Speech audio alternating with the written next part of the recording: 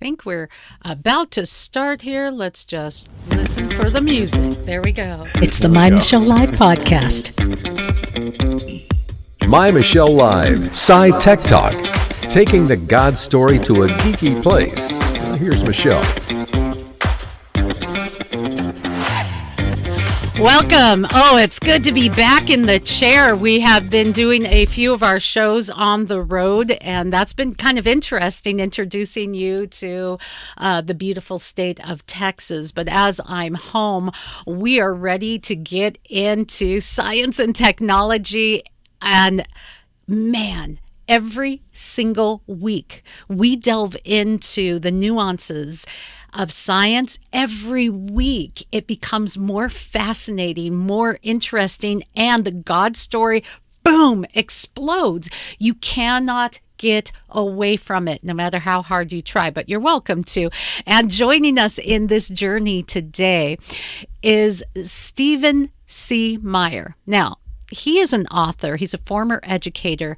He is also the Discovery Institute's director. He directs the Discovery Institute's Center for Science and Culture in my hometown of Seattle, Washington. He is also the author of a new book that is right along the lines of the kind of things that we like to talk about every week: Return of the God hypotheses. We're going to take that on today and welcome again to our program. It's been a while, and I'm so glad to connect with you, Steve. It's great to be with you, Michelle, and welcome back to Seattle. Thank you. It's a little cold, man. It's a little bit cold. That's okay. It's all right. I'm getting reused to it. I wanted to delve right into this concept of the deeper we go into science, the more we find about God. I have found that to be true. I know that in some of the aspects of science, people try to get away from that. They try to ignore it, but it is becoming more and more apparent that it's hard to escape the God story. Would you agree? Well, there's a famous fairly ancient quotation from Francis Bacon, one of the founders of modern science, who said that a little philosophy, which is what they called science at the time, natural philosophy, he said, a little philosophy inclineth a man's mind toward atheism, but depth in philosophy returns a man's mind and heart back to his maker. And this is what we're finding. This is the story of 20th century and 21st century science. We had a period of time in the late 19th century with figures like Darwin and Thomas Huxley and Ernst Haeckel in Germany, and Marx, and a little bit later Freud. The end of the 19th century, the beginning of the 20th century, the perspective of many scientists was decidedly materialistic, even atheistic. The idea that the universe was eternal and self-existent, didn't need an external creator. It had organized itself, and the main things we need to explain: the origin of the solar system, the features on planet Earth, the origin of life, and the origin of new forms of life, had all been explained by unguided, undirected natural processes. And therefore, as an early 19th century physicist, Pierre Laplace is rumored to have said, "I have no need of that hypothesis," referring to the God hypothesis of the earlier period of science with figures like Newton. But as we've entered the new century, and over the last 100 years, really, starting in the 1920s, discoveries in cosmology, in astrophysics, in physics, and in biology are all pointing to a designing intelligence, and indeed a transcendent designing intelligence, responsible for the origin of life in the universe. And I call that the return of the God hypothesis. It's almost eerie in a way. For those who have had encounters with God, it's exciting, but you can't get away, I don't think, from that feeling, that take your breath away, goosebumpy, kind of like, are you kidding me, feeling of awe when we delve in.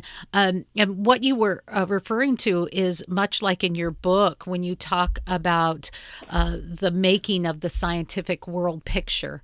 You know, how do we see science? Interesting, though, You also touched on, Stephen, that many of the ideas that have led us to this science is God. And actually, I don't know if you've been to Seattle or if you're in Seattle right now, but if you drive down I-5, folks, there's this crazy condo apartment building with glass, and you cannot miss it because they'll have like aliens up and it'll be lit up as you're driving down I-5 about Midtown with the lake on your left, all right, or on your right, depending if you're going north or south. Now I say that because it struck me as I'm coming into town. There it is, that crazy. They always have it decorated, but they had a sign that said science is God. We've come to that place. But interestingly enough, Stephen, we're basing a lot of our ideas from science on science that was popular 100 years ago. Why? That's exactly right. The message to my book is different. It's that science points to God. Science is not God. That sometimes scholars call scientism, or it reflects a worldview known as scientific materialism.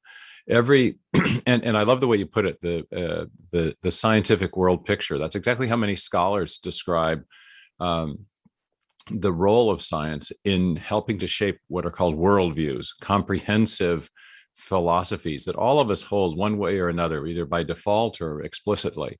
And the scientific world picture that came out of the period known as the scientific revolution, with figures like Newton and Robert Boyle and Johannes Kepler, was a picture that was decidedly theistic. In fact, it was largely predicated on theistic ideas. I mean, the rise of modern science was predicated on theistic ideas. The idea that nature is orderly and that nature has a built-in rationality that is a product of a divine mind, and that we can understand that rationality because we're made in the image of the same creator who built the rationality, the order, the design into nature. This was one of the founding premises of the scientific revolution. The concept it has a name. It's called intelligibility. Nature is intelligible to us because it's made by a divine mind who also gifted us with rationality. That perspective was lost in the late 19th century. A new scientific world picture came into dominance. It was materialistic. It was largely atheistic. And that was the period of time I was discussing about with Darwin, Marx, Freud, and those sort of figures. But since the 1920s, there have been three great discoveries that modern science has made that I think are pointing again in a theistic direction. The first is that the universe had a definite beginning. It has not always been here. It is not eternal and self-existent, thus and therefore not in need of an external creator. Secondly, the universe has been finely tuned for the possibility of life from the very beginning in its basic physical parameters, things like the strength of gravitational force or the masses of the elementary particles, or the fine-tuning of the force that is driving the expansion of the universe. And the third big discovery is that the foundation of life, there is in every living cell information, digital information stored in DNA and RNA. And this is perhaps the most extraordinary discovery of the 20th century, and maybe of all of science, that when we tried to figure out what was the secret of heredity, we discovered that there was actually an informational code that was present in every living cell. And this was the great discovery, first of Watson and Crick together, but then Francis Crick in 1957 advanced something he called the sequence hypothesis, suggesting that the chemical subunits of the DNA are actually functioning like alphabetic letters in a written text, or digital characters like the zeros and ones in software. And we in the Northwest really should appreciate this, because we are in this information technology economy. Yeah. Our local hero, Bill Gates, has said that DNA is like a software program, but much more complex than any we've ever devised. Leroy Hood, our famous biotech scientist in the area, has said DNA contains digital code. And so and that's fascinating, because we know from experience that digital information in that form always arises from an intelligent source, from a mind, not a material process. Whether we're talking about information in a computer code or a paragraph in a book or even the information that we're transmitting now over a radio signal. If you trace it back to its source, you come to a mind, not a material process. So the discovery of information at the foundation of life is a powerful indicator of the activity of a designing intelligence in the origin and history of life. Yeah, my mind is just going. Poof. The exciting implications are absolutely mind-blowing. Even every one of those 3 points really does point in profound ways. The third, as you were saying, that digital code. I'm reminded of a scripture that says there's nothing new under the sun, and every year we have, something new with the cell phone. We have something new coming out in technology, but nothing in our technology, everything really is in essence biomimicry, isn't it? It's based on something that's already in existence and done better, with more efficiency, with zero waste. It's amazing. Let me tell you a story about that, Michelle. We had an elite architect level Microsoft programmer who took a leave of absence for a while to work with us to help.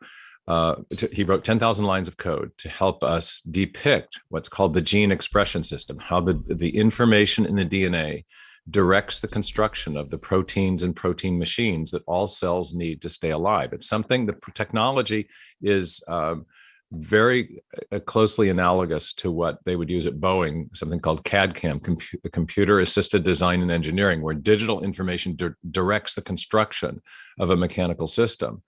And this programmer came into my office one day while he was working on this, and he threw this book down on my table with some, little dramatic flair.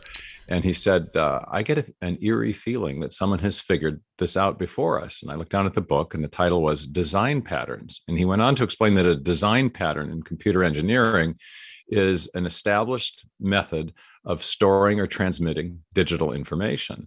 And he named some design patterns like automated error correction. He said, well, there's automated error correction in our computer. We've got a spell check, but we've got automated error correction in the cell as well. We've got hierarchically organized information. We've got files within folders, folders within superfolders in the computer, and information is hierarchically organized in the cell as well. And he went on and ticked these things off. And he said, I get an eerie feeling that someone figured this out before us, except what we're seeing is something like an 8.0, 9.0, 10.0 version of our own technology. There's an echo of our design strategies in the cell, but it's being executed with an efficiency far beyond anything we've achieved. So that's just the biology. And then in the physics, as I mentioned, we've got the fine tuning from the very beginning, suggesting design of the entire universe.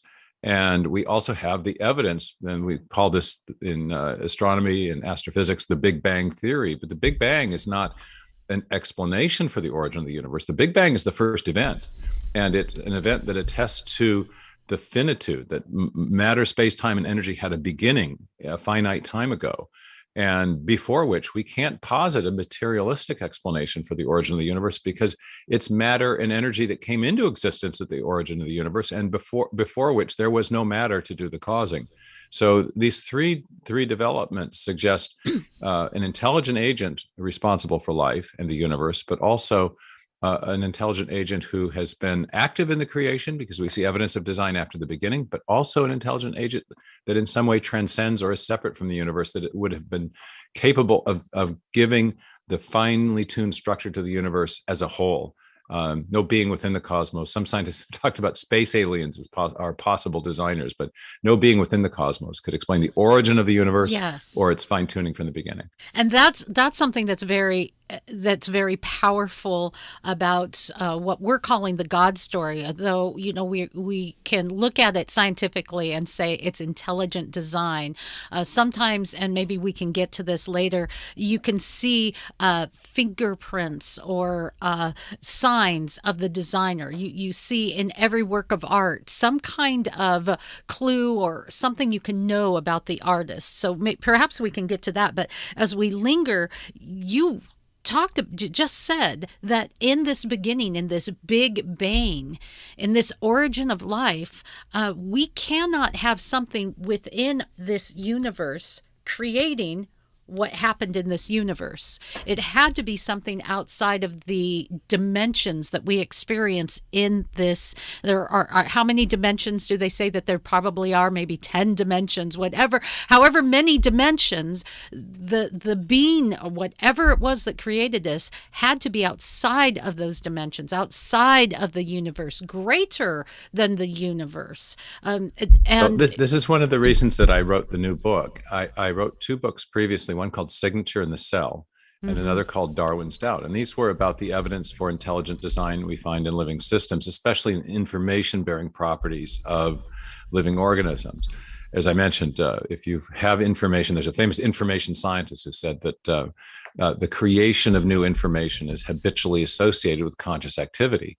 The discovery of information as at the foundation of life, directing the show. I mean, it's in the 19th century, scientists thought that the two fundamental elements were matter and energy. And in 20th and 21st century science, we've learned there's a third fundamental entity, and that's information. And it's primary, it's foundational, because it controls everything that's taking place inside the cell.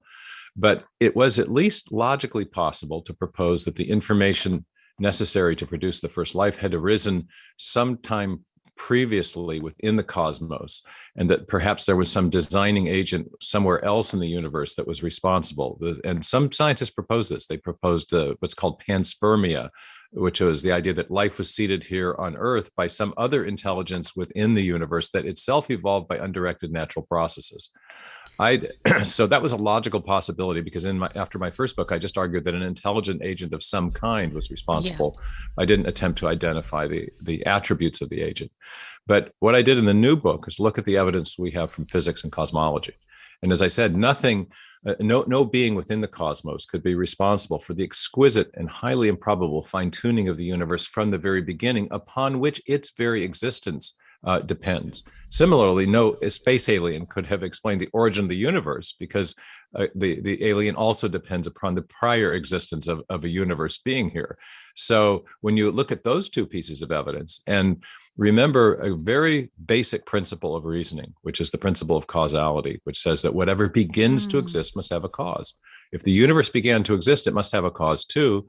And yet, all causes are separate from themselves. So the cause of the universe must not be material or energy or space and time. It must be something separate from those domains. They must transcend those domains. And that's beginning to sound an awful lot like God. In fact, when you look at the major worldviews, theism provides the best overall explanation for those three facts: that the universe had a beginning, that it was finely tuned from the beginning, and that we have had big bursts of new information into our biosphere since the beginning. That looks to me like a theistic designer, one who is transcendent but also active in the creation. And how interesting that we used to think that it was the ignorant who would look at nature and say, "Oh, it must be a god." Look up at the sun and say, "Oh, we need to worship that because we don't understand it." And now, as we advance, it is really almost seeming, and forgive me if this sounds insulting, the ignorant that sits back and says, "There is no God." Well, and this is the difference between science as God, or nature as God, and the idea that science and nature point to God. So it's the same old argument. It's the same old ignorance. It's the same argument from pagan times. In pagan times, people worshipped created things rather than the creators, the book of Romans puts it. And today there is a tendency not so much to worship nature, but to worship our own science, as if it were science is just what we come to know about nature. But I think what we're really coming to know about nature is that it must have a source beyond itself. I attended a very important conference a number of years ago at Baylor University called the Nature of Nature. Several Nobel laureates were participating, and the presenting question of the conference was: is nature self-organizing and self-existent, or does nature point beyond itself to something else, to a mind that has brought it into existence? So there's two great worldviews. One is called naturalism, the idea that nature is all there is. And the other is called theism, the idea that nature points to a God beyond itself. And in the new book, that I'm arguing for the latter point of view, and I'm doing so on the basis of scientific discoveries that really require an external explanation, an intelligent cause external to themselves to account for them. When we think about that, just the information present in DNA, the argument for intelligent design there is based on our uniform and repeated experience. We know from experience that it takes a mind to generate information. We know of no other cause of information, especially in a digital or alphabetic form. So we're using standard methods of scientific reasoning to come to the conclusion that matter and energy by themselves are not sufficient to explain the big events in the history of life in the universe, the origin of the universe, the origin of its finely tuned structure, and the origin of life itself. I wanted to talk about some of that fine tuning and some of the what you talk about in the book, the Goldilocks principle or the Goldilocks universe. Right. This is actually a phrase that a lot of physicists are now using, because when you look at these fundamental parameters, they fall within very narrow ranges, or what engineers call tolerances. One of the ways we know that the universe had a beginning is we have a lot of evidence that the universe is expanding, and that not only are the galaxies expanding outward, but space is expanding as the galaxies are moving outward. This is a consequence of Einstein's theory of general relativity, that space and time are connected. In any case, there's a force that is driving this expansion. It's called the cosmological constant. And if that force were a little tiny smidgen stronger or a little bit weaker in either direction, we'd either get what physicists call a heat death, where everything dissipates much too quickly for stable galaxies and rocky planets, for example, to form, or we would get what's called a big crunch, where everything would collapse back on itself due to gravitational attraction. But the force is finely tuned, and the accepted value is to about one part in 10 to the 90th power. Now, to put that in perspective, there are only 10 to the 80th.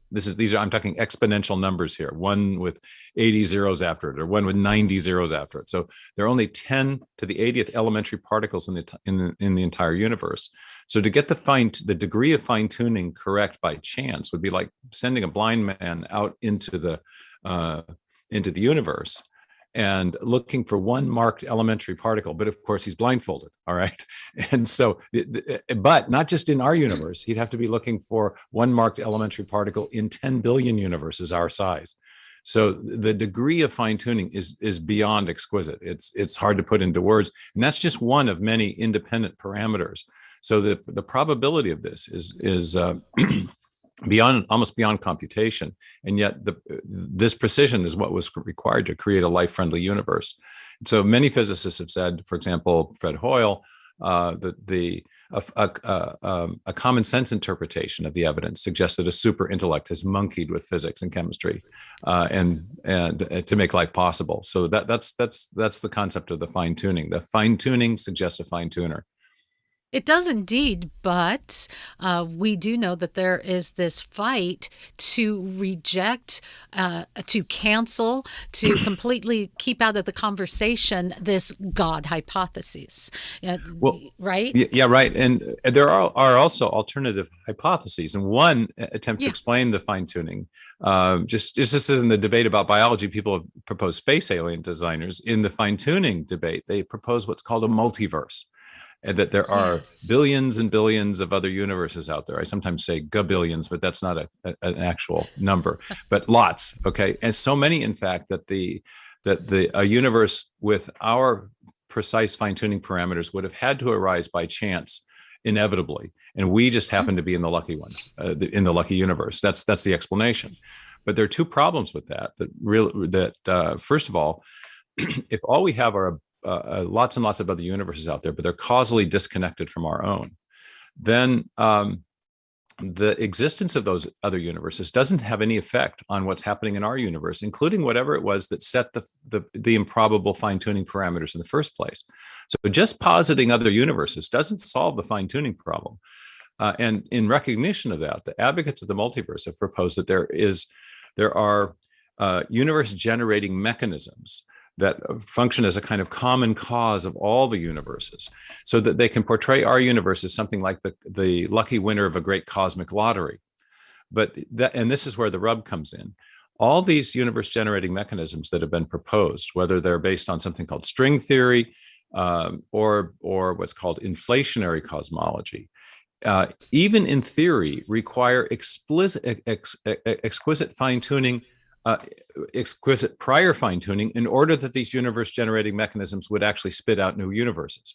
So the fine tuning doesn't get explained; it just gets pushed back one generation. Yeah. To the And so fine it's tuning just of the universe one more generating way mechanism. to just kind of say, okay, let's just push off God just a little bit more. You get the vision of this big machine that it's like a conveyor belt, just kind of stamping out universes, just putting them exactly. out. That's the boop, picture. But boop, boop, boop, and they're kind of substandard, but one turns out great. I have a guitar like that. Yeah. I have the most beautiful guitar. His name's Woody. This guitar was an inexpensive guitar, and as I went to the guitar shop, they put out these guitars. They're all kind of the same. They send them out all over the world, and the inexpensive ones are like that, Steve. But this one guitar, as I tried the expensive ones, I tried ones in the few $1,000 range. This one $350 guitar outsounded them all. Somehow, some way, they had the right amount of wood, the right balance of glue. Everything came together perfectly. So it's much like those theories that you're talking about. However, someone still made the guitar. Well, and someone still made the machine that made the guitar. There you go.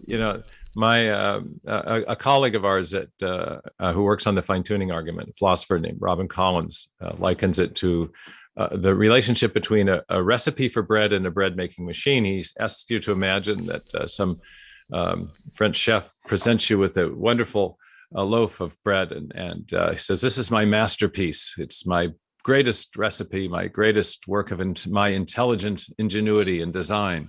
And you say, "That's not, you didn't intelligently design that loaf of bread. I saw you put the dough in the bread making machine. There was no intelligent design involved whatsoever."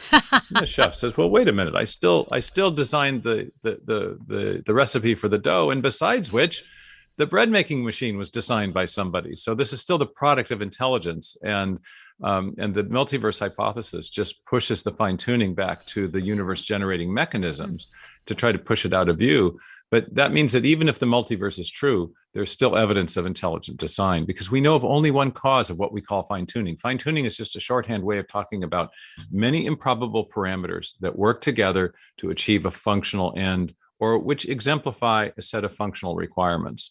So we know of systems that are finely tuned: exquisite French recipes, internal combustion engines, Swiss watches, digital code, etc. All of these systems are finely tuned, and they all have one thing in common: they all came from a designing intelligence. So, given that the multiverse doesn't explain the ultimate origin of fine tuning, the only remaining explanation for it is, in fact, intelligent design. And so the common sense interpretation that many physicists have elected of a fine tuner, I think, really stands. Intelligent design is the best explanation of the fine tuning, and it's present from the very beginning of the universe or soon after. It's not something that any being within the cosmos could have generated. So this points towards a transcendent intelligence, as does the Big Bang itself. It does. And maybe a being that is the same yesterday, today, and forever. It is truly intellectually dishonest to disclude the God hypotheses and to not delve deeper, because what are we really trying to do with science? Are we trying to find out truth, or are we trying to find ways to justify our own ignorance? I guess that's where I'm at now. Well, that's a very interesting point you raise, because there is a principle of scientific reasoning and method that has only existed really since the late 19th century, and it has a name. It's called methodological naturalism.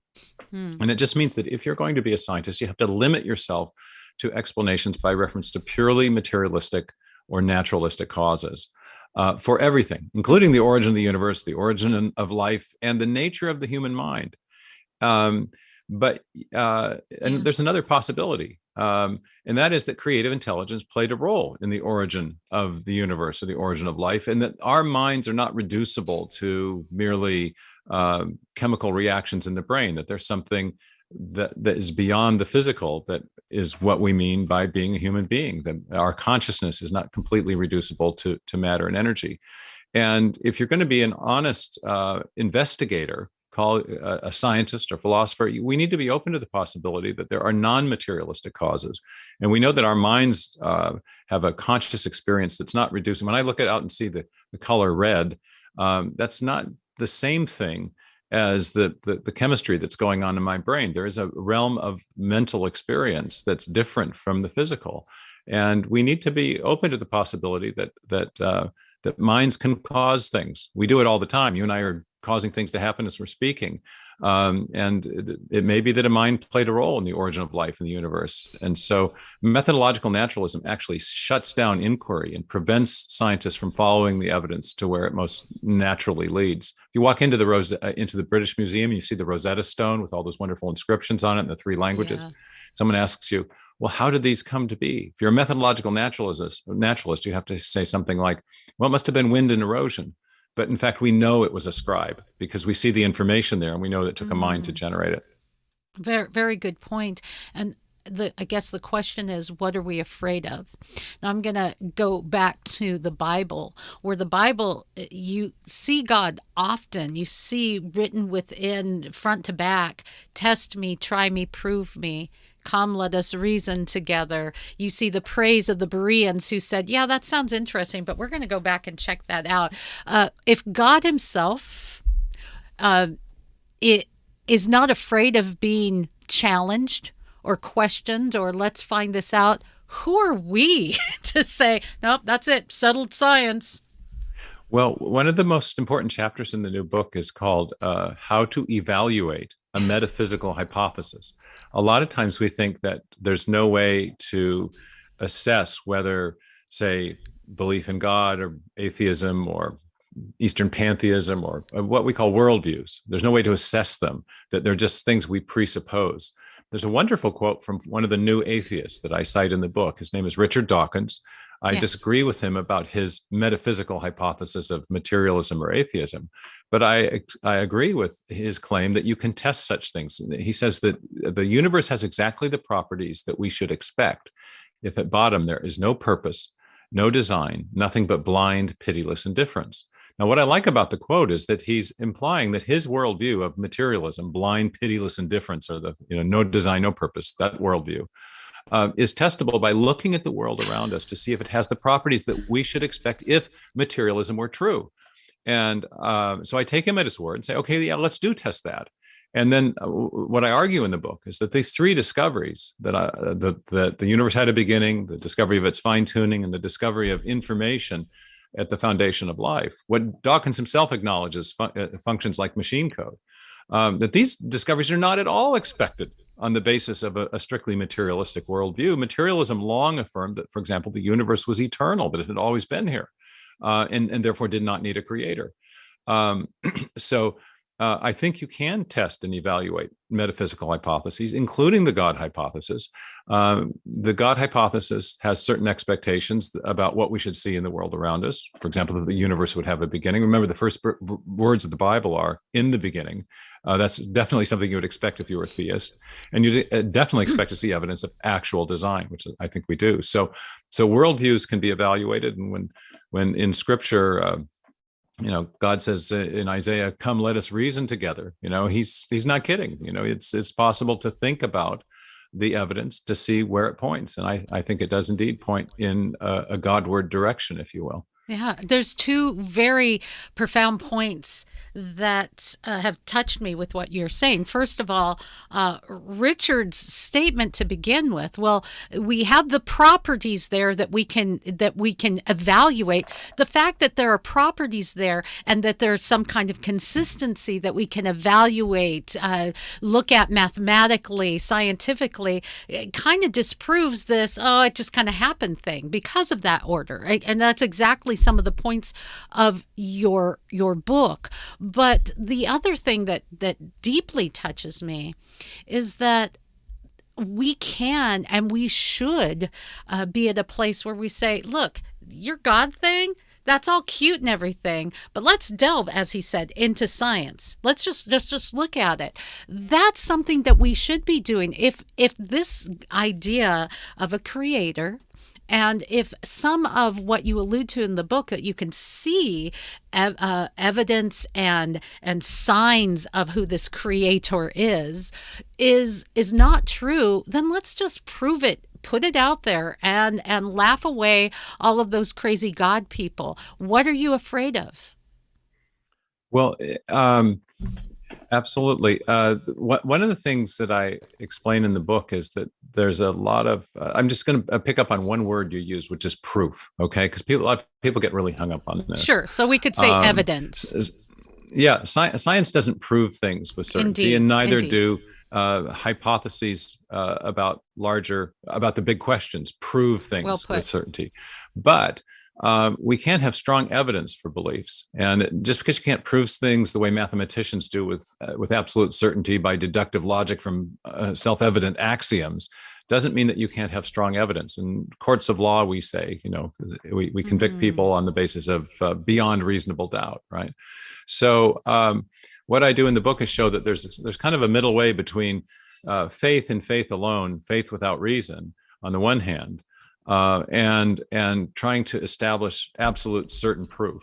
And I use a method of reasoning that's commonly used in the sciences, known as inference to the best explanation. We look at all the facts, we posit a number of possible explanations that would seem to be relevant to explaining the facts, and then we elect the one that provides the best explanation. And what I do in the book is look at not just competing scientific explanations for things like the origin of life, but also larger metaphysical explanations for the whole big picture, for as you put it before, for the scientific world picture. And I argue that theism provides a better overall explanation than deism, or the Eastern philosophy of pantheism, or strict materialism, or even this kind of strange panspermia idea where you have a designer, but it's a space alien. And I look at some other metaphysical systems too, and show that theism has unique explanatory power. Deism could explain the origin of the universe and the fine tuning, but it doesn't explain evidence of design that arises long after the beginning, because deism, by definition, posits a creator that doesn't act after the beginning of the universe. The space alien might explain things that happen long after the beginning, but it can't explain things that happen at the beginning, including the origin of the universe itself. So as you look at the competing explanations with respect to the whole range of evidence that we have, oddly, the God hypothesis has unique explanatory power. I have really loved your books. The Darwin's Design, Signature in the Cell. You're very articulate, and you take scientific ideas and make them very palatable for non-scientific thinkers like everyday people, and I appreciate that. But this is by far my favorite book. It is so enlightening. It is so chock full of geeky, awesome science, and a profound idea that there is not only a mind behind the universe, but that you can discover some profound things about that mind. And so I wanted to end our time together with all that you put in, and if someone hasn't written a book, the research, the information, there's probably plenty that you would have loved to include as well, but you have to whittle it down. And so you have all of that writing in your mind. And in all of this, what has it told you about this God or this mind behind the universe? What is your conclusion? Well, I think you see many of the attributes of God reflected in nature. And this was this is a biblical idea. You see this in Romans 1 and Psalm 19. Romans 1 says, from the things that are made, the unseen qualities of the Creator are clearly manifest, his eternal power and divine nature, sometimes earlier translated wisdom. The Psalms say that in wisdom, thou hast created all things. So you see this, a sense of definitely an intellect, but one that is far beyond our own. But another thing that I didn't talk a whole lot about in the book is the presence of beauty in nature. It's a problem in evolutionary biology. It's called the problem of gratuitous beauty, when organisms have, the coloration of tropical birds, or Hawaiian fish. I'd love to snorkel when I go to Hawaii. Oh, You see yeah. there's one called the Picasso triggerfish that looks like it was actually painted by one of the great masters.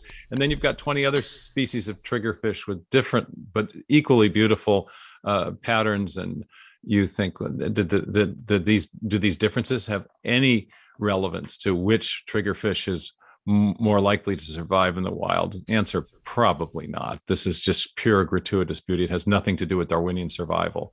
And so how do you account for that? Well, perhaps a very good explanation is that the designer of the fish wanted them to be beautiful for our enjoyment. So I think you see something of God's attributes there. But I think one other thing that's worth commenting on is just that the importance of these questions to our personal lives. There was an article in the New York Times last week about how many people are experiencing a sense of purposelessness and meaninglessness, having been locked up with the COVID for a year.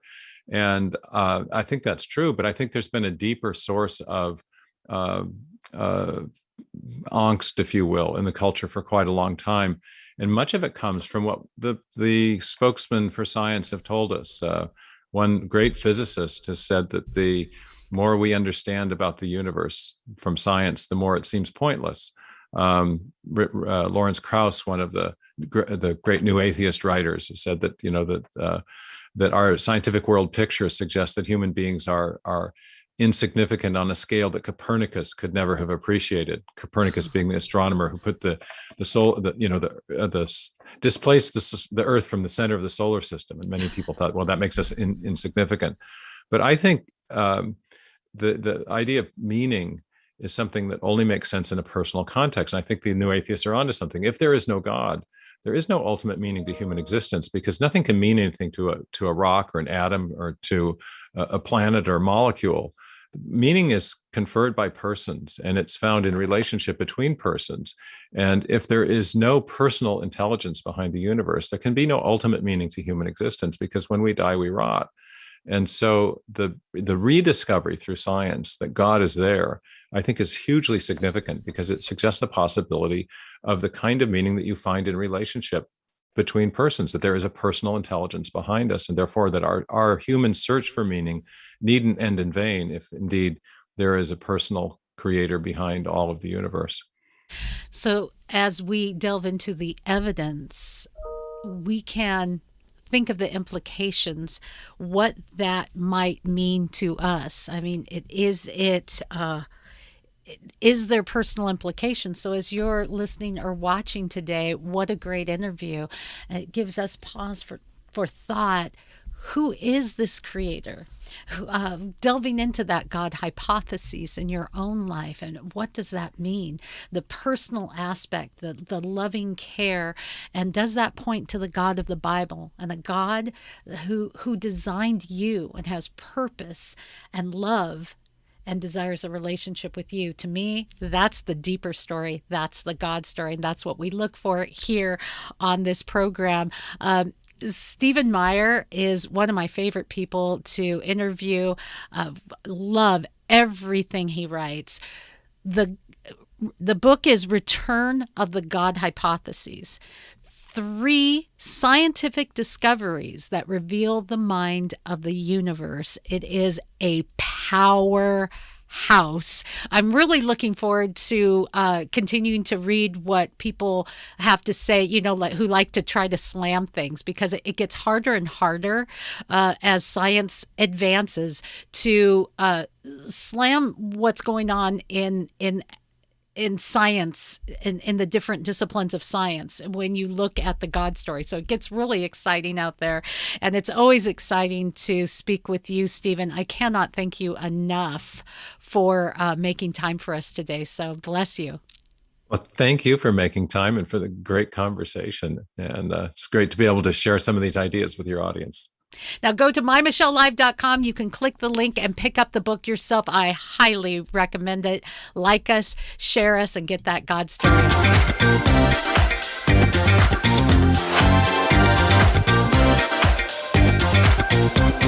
More Sci-Tech talk at MyMichelleLive.com.